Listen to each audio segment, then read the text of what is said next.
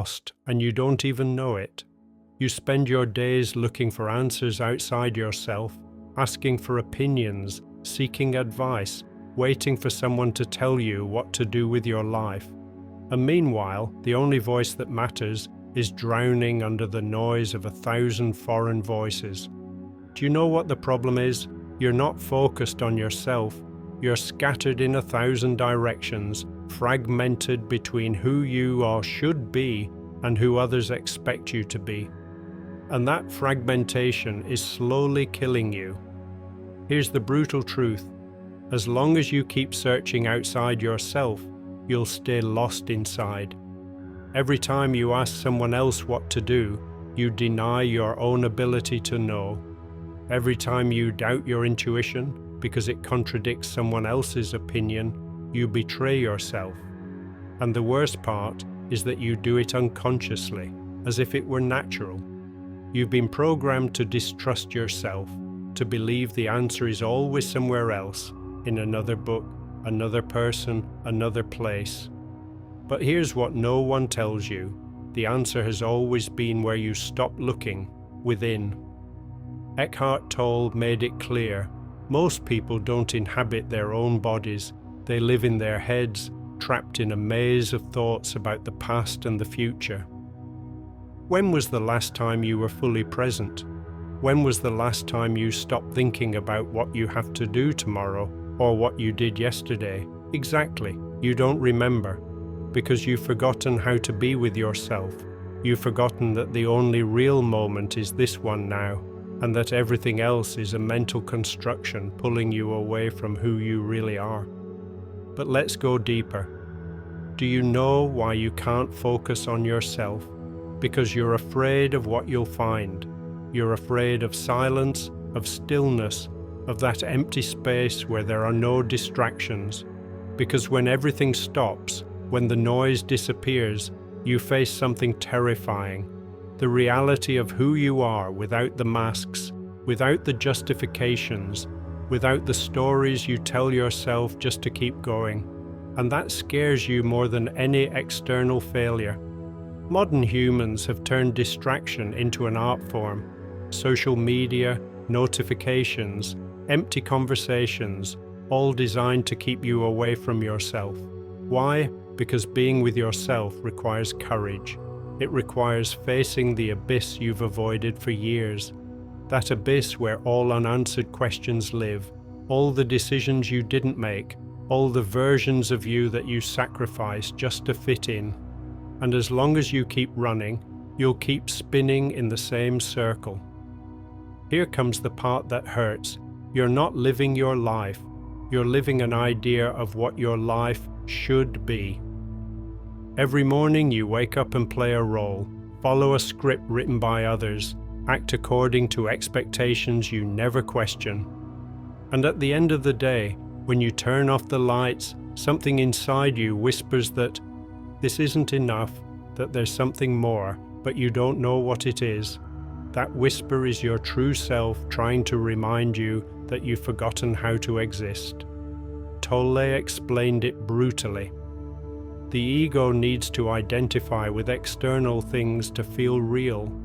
Your job, your partner, your achievements, your possessions, they all give the ego a sense of identity. But that identity is fragile because it depends on things outside you. When you lose the job, when the relationship ends, when the achievement fades away, what's left? The void. And that void terrifies you so much that you'll do anything to fill it quickly with something new. But the problem isn't the void. The problem is that you've never stopped to inhabit it. Do you know what happens when you truly focus on yourself? Everything begins to fall into place, not because the world changes, but because you change the way you see it. The answers you searched for outside appear inside. Decisions that seemed impossible become obvious. Clarity rises from chaos. But this isn't magic, it's consequence. When you stop being fragmented, when you bring all your attention into the present moment, something aligns. Life stops feeling like a struggle and becomes a flow. But here's the trick. Focusing on yourself doesn't mean thinking more about yourself. It means the exact opposite.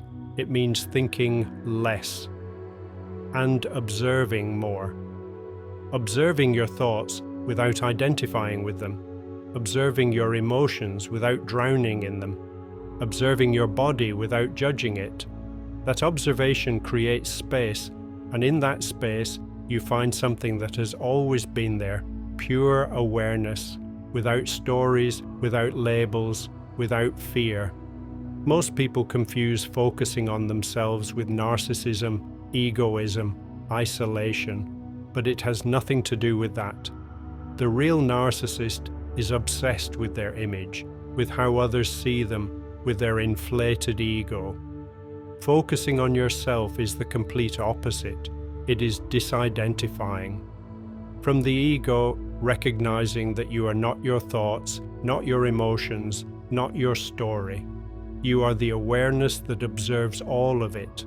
And when you understand this, something changes forever. Think about this. How much energy do you spend every day worrying about things you cannot control? How much energy do you waste resisting what is? Resistance is the enemy of inner peace. Every time you fight reality, you move away from yourself. Every time you say, "This shouldn't be happening," you deny the present. And the present is all you have. The past no longer exists. The future hasn't arrived yet, but you live as if both were more real than this moment. Tolle put it bluntly, accept what is. It doesn't mean giving up. It means stopping the resistance. When you accept the present moment exactly as it is, without judging it, without trying to mentally change it, something inside you releases. Anxiety dissolves, tension disappears, and suddenly you have clarity to act, because action that comes from acceptance is powerful, while action born from resistance is desperate. But here's what no one tells you. The ego doesn't want you to accept anything. The ego lives on resistance, conflict, struggle. If you accept what is, the ego loses its power. That's why it keeps you trapped in a cycle of complaints, victimhood, drama. Because as long as you're identified with the drama, the ego survives. But when you focus on yourself, when you observe that drama from the outside, the ego begins to dissolve, and that is what truly frees you. Have you ever wondered why the best ideas come when you're not thinking? When you're in the shower, when you're walking aimlessly, when you're simply being? Because in those moments the rational mind relaxes and something deeper emerges. That depth is always there, but you can't access it while you're trapped in mental noise. Focusing on yourself opens the door to that depth, to that intelligence that doesn't depend on thought. And here comes the biggest paradox. When you stop searching for answers, the answers arrive on their own. When you stop forcing things, things flow naturally. When you stop trying to control everything, you discover that you never had control, and you don't need it. Life knows what it's doing, but you get in the way with your plans, your expectations, your fears, and as long as you keep getting in the way, you'll keep feeling like nothing fits. The truth is this: everything is already fitting together, but you're too busy trying to assemble it according to your idea of how it should be. It's like trying to force a puzzle piece into the wrong place. It doesn't fit because it's not its place, but you keep forcing it because your mind says it should go there. Meanwhile, the right piece is waiting to be seen, but you can't see it because you're obsessed with your plan. Lao Tzu expressed it perfectly. When nothing is done, nothing is left undone. It sounds contradictory, but it's the deepest truth there is. Action that arises from inner stillness is far more effective than action that comes from mental agitation. Stillness connects you to what truly matters, while agitation scatters you in 1,000 directions. But here's the most common mistake. You believe focusing on yourself means isolating yourself from the world, shutting down, becoming selfish. It's not that. Focusing on yourself is the foundation for relating better to the world. When you are centered, present, conscious, your actions have real impact. When you are scattered, lost in thoughts, absent, your actions are mechanical, empty, lifeless. How many conversations have you had where your body was present, but your mind was somewhere else? How many times have you eaten without tasting your food? How many times have you walked without feeling your feet touch the ground? That is the life of most people, a chain of unconscious acts, executed on autopilot, without real presence, and then they wonder why they feel empty. The emptiness isn't the problem. Emptiness is the opportunity. It is the space where something new can be born.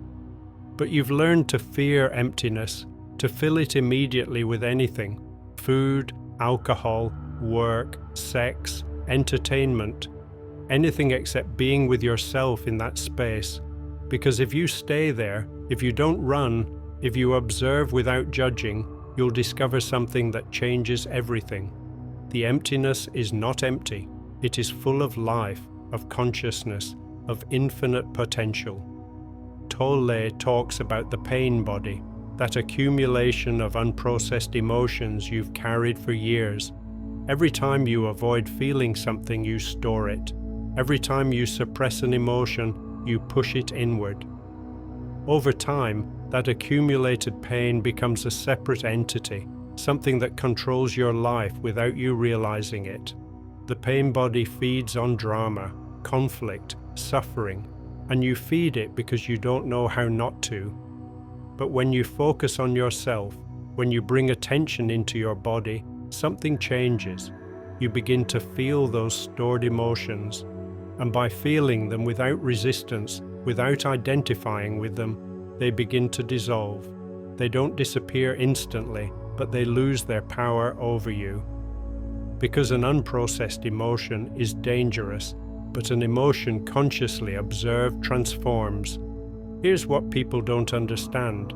You cannot think your way to freedom. Thought is part of the problem, not the solution. You've tried to solve your life by thinking more, analyzing more, planning more. And the more you think, the more complicated everything becomes. Because thought creates problems where none exist, builds walls where there should be doors, complicates the simple. Focusing on yourself is not a mental act, it is an act of presence. It is bringing your attention to the here and now, feeling your body, listening to your breath, observing your thoughts like passing clouds. It sounds simple, and it is, but simple does not mean easy.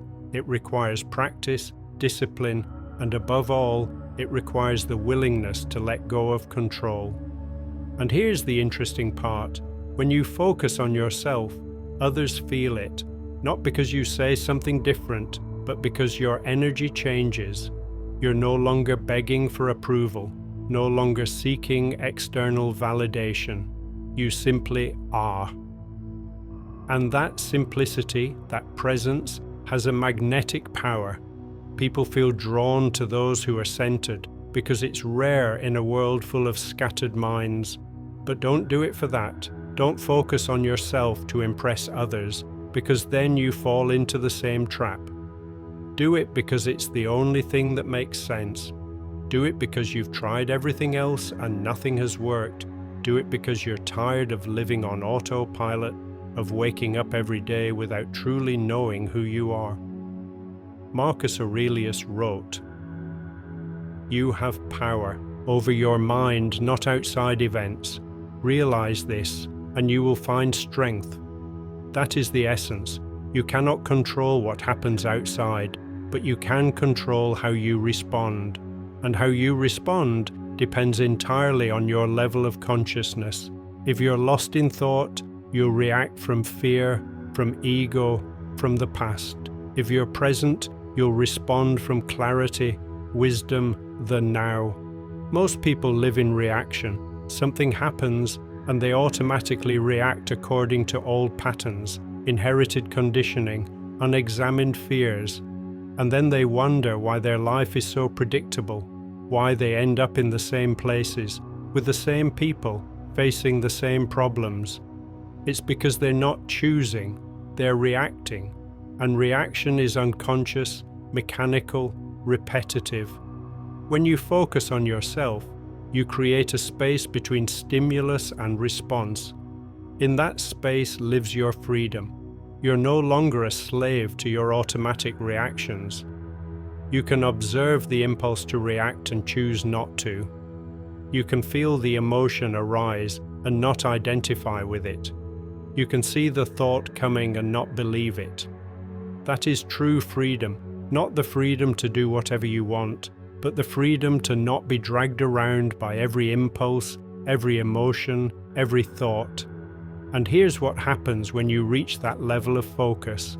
Everything aligns, not because you manipulate circumstances, but because you stop resisting them. Opportunities you never noticed become obvious. People you need to meet appear. Decisions that seemed impossible become clear. It's not magic, it's alignment. When you're aligned with yourself, life flows naturally. But don't confuse this with passivity. Focusing on yourself doesn't mean doing nothing. It means doing from a different place, acting from consciousness instead of fear. And conscious action is powerful because it isn't contaminated by ego, by the need to prove something, by fear of failure. It is simply what needs to be done in that moment. Tolle explains it like this: when you act from ego, there is always a hidden agenda. You want something in return, recognition, approval, success. But when you act from presence, the act itself is enough.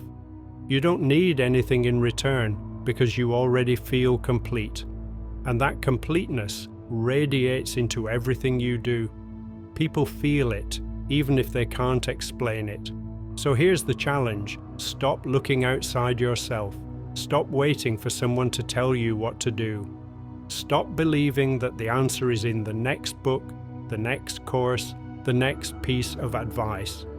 Everything you need is already within you, but it's buried under layers of conditioning, fear, and mental noise. And the only way to reach it is by focusing on yourself. It's not a comfortable process. There will be moments when you want to run, when silence feels unbearable, when facing your own mind scares you more than anything external. But on the other side of that fear is freedom.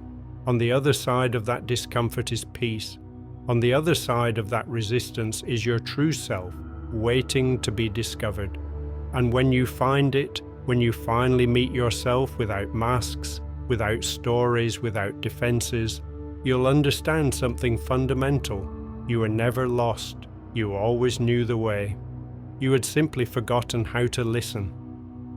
Focusing on yourself is remembering how to listen to that voice that has always been there, patiently waiting for you to stop searching outside and come home. Because home isn't a place, it's a state of presence.